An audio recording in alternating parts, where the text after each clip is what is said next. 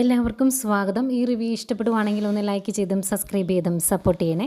അപ്പോൾ അബി ഹോട്ടലിലേക്കാണോ ഓഫീസ് റൂമിലേക്കാണോ കയറി വരുന്നത് എന്നറിയില്ല. കയറി വരുമ്പം കാണുന്നത് നാഗേന്ദ്രനും അവന്തികയും കൂടി സംസാരിച്ചുകൊണ്ട് നിൽക്കുന്നതാണ്. അന്നേരം അവന്തികയോട് ചോദിക്കുന്നുണ്ട് ഇതാരാണ് എന്ന്.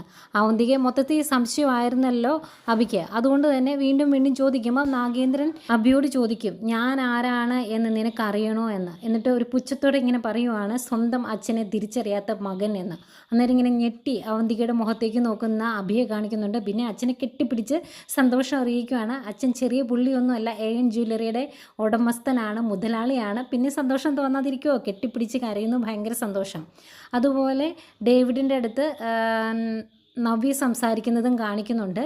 AN ജ്വല്ലറിയുടെ അടിവേര് തോണ്ടാൻ എന്തെങ്കിലും ചെയ്യാൻ പറ്റുമോ എന്നോർത്ത് നടക്കുവാണ് നവ്യ. അതുപോലെ നവ്യ നയനെ കാണാനായിട്ട് അവരുടെ വീട്ടിലോട്ട് ചെല്ലുന്നുണ്ട്. അവിടെ ചെന്ന് നയനയുടെ റൂമിൽ ചെന്ന് നയനോട് എല്ലാ കാര്യങ്ങളും ഏറ്റു പറയുന്നുണ്ട്. എല്ലാ സത്യങ്ങളും ഞാൻ തിരിച്ചറിഞ്ഞു എന്നുള്ള കാര്യങ്ങളൊക്കെ ആയിരിക്കാം. ഏതായാലും നയനോട് എല്ലാം പറയുന്ന നവ്യയെ കാണിക്കുന്നുണ്ട്. പിന്നെ കാണിക്കുന്നത് മുത്തശ്ശനെയും നയനെയാണ്. നയന അമ്പലത്തിൽ പോയി കഴിയുമ്പോൾ മുത്തശ്ശനെ കാണുന്നുണ്ട്. എന്നിട്ട് അവിടെ തൊഴുതുകൊണ്ട് നിൽക്കുമ്പോൾ തലകറങ്ങി വീഴുന്ന നയനെയാണ് കാണിക്കുന്നത്. അപ്പോഴത്തേക്കും മുത്തശ്ശൻ നയനെ കോരിയെടുത്ത് ഹോസ്പിറ്റലിൽ കൊണ്ടുപോകുന്നു. അവിടെ ചെന്ന് ട്രിപ്പൊക്കെ ഇട്ട് കിടക്കും കേട്ടോ നയന. അന്നേരം മുത്തശ്ശനാണ് അടുത്തിരിക്കുന്നത്. വലിയ സൗഹൃദമൊന്നും കാണിക്കുന്നില്ല, ഗൗരവത്തിൽ അടുത്തിരിക്കുന്നു. എന്നിട്ട് നയനോട് പറയുന്നുണ്ട് ഇങ്ങനൊരു സംഭവം നടന്നു എന്ന് ഞാൻ എല്ലാവരെയും അറിയിച്ചിട്ടുണ്ട്, അവർ വരുന്നത് വരെ ഞാൻ ഇവിടെ ഇരിക്കാം എന്നൊക്കെ ഭയങ്കര ഗൗരവത്തിൽ പറയുന്നു. നയനിങ്ങനെ വിഷമിച്ച് മുത്തശ്ശൻ്റെ മുഖത്തേക്കൊക്കെ നോക്കുന്നുണ്ട്. ഏതായാലും ഇതൊക്കെയാണ് പ്രമോ ആയിട്ട് കാണിച്ചത്.